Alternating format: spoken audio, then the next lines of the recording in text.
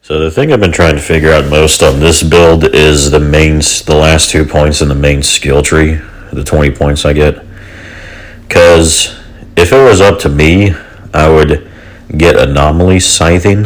That's the skill node in the main tree. When you see it, that makes you, using melee, increases anomaly power by 30% for 5 seconds. But I've tested it, and it doesn't stack with anything. Like, if you use it, your anomaly power will go up. But when I, use my skills and Anomaly Echo activates, and then I melee too, it doesn't stack with it. I don't get any anomaly power, which means effectively it doesn't give me any anomaly power right now. It's totally bugged. So what I did that you see in my skill tree is I got rid of the resistance buff from the middle tree and got the last anomaly, 15% anomaly power bonus in the bottom tree just for a little extra damage, and because I didn't need the resistance. Because I have 20% base resistance, but Circle of Power buffs that to 50% pretty much all the time. And then Fortress alone also buffs it to another 30% almost all the time, thanks to the fact that I'm using a really fast-firing gun, and it's the only gun I use, so Fortress is pretty much always active. There's a split second where it goes away maybe, but still pretty much always. And Circle of Power lasts so long, and just how the way it works, even if my skills get silenced, it's never long enough before I just get it instantly back too. So my resistance is effectively at 80% most of the time, which, if you don't know, is the maximum for resistance. The max physical damage reduction you can get from armor is 85%, if you don't know, and then the maximum damage mitigation from anomaly attacks you can get from resistance is 80%. Now, you can get your percentage higher, but it doesn't mean anything. You can get 100% resistance, you're still effectively at 80%. So I really didn't need that 15% extra resistance, so I'm like, I might as well get the extra anomaly power, and it'll increase my damage a little bit. More for elites, I'd say, and bosses, when I have groups, maybe. That would kind of be its only use. The main thing that I would like to get is that anomaly power skill node, and then get anomaly scything, because I find I use my melee quite a lot when I use Hunt the Prey, just for some more crowd control, and because it's cool too, with the slow effect. And also because my anomaly power makes my melee do at least a little bit extra damage, at least its damage is not totally terrible on this dude.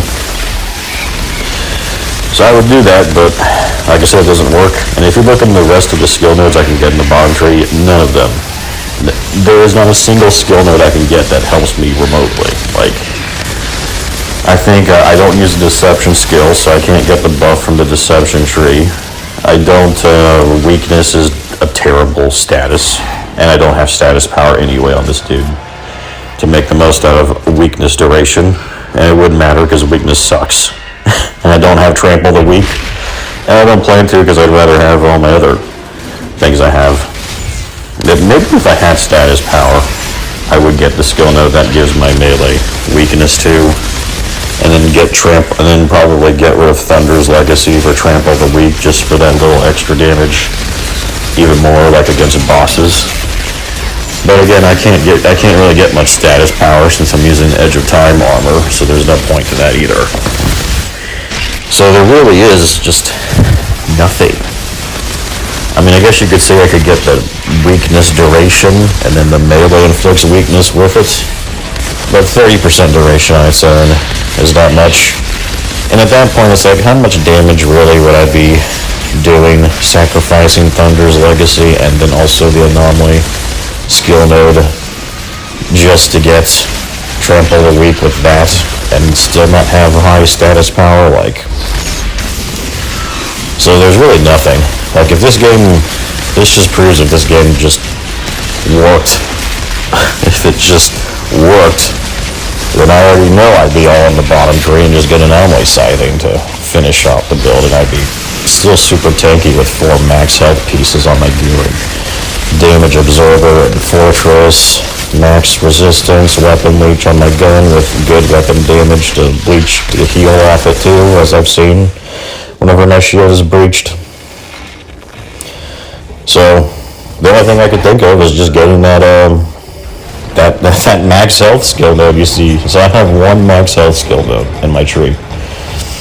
And it's the difference between 490 something thousand health and 540. So it's like 45,000 more health, which, to be fair, is honestly not a small amount. That's like roughly like 7 or 8% more health. So I figured it's the best thing I can get. It's a decent extra chunk. And also, health is even better for a trickster, because I've said before, your shield bar and your shield gains are also determined by your health. The more health you have, the higher your shield bar is, and the more skills heal your shield, since it's all percentage based too. So there's really nothing else to get. So it's a really weird skill tree where you just see me, for some odd reason, get 1 point of max health. But it's because it's like, there's nothing. Anomaly scything doesn't work, so tell me. I'm open for ideas. If you ever see my skill tree, what in the world am I going to use on this dude?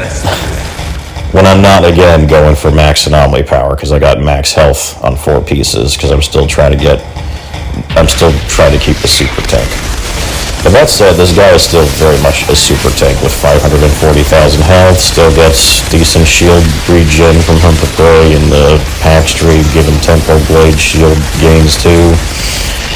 And then he just has a weapon leech on his gun, which combine that with double gun for the fastest fire rate, and then still having decent weapon damage from the firepower buffs I have through the skill tree and mods I have. It doesn't make my gun damage do much, but it does increase its damage enough where it actually does heal me a lot. And your health also determines how high your threshold for healing is too, so it's always having a good balance of health and leech is how you're able to really heal a lot. So he's got good leech healing combined with decent shield gain still, so his regen overall, when you combine the two, is still really good. Then he's got maximum resistance most of the time, and he's got a lot of armor thanks to damage absorber and the fact that Fortress is buffing it another 30%. So my physical damage reduction, I think, might be like 75 or something % higher, which is pretty good. And then, of course, he still does tons of damage.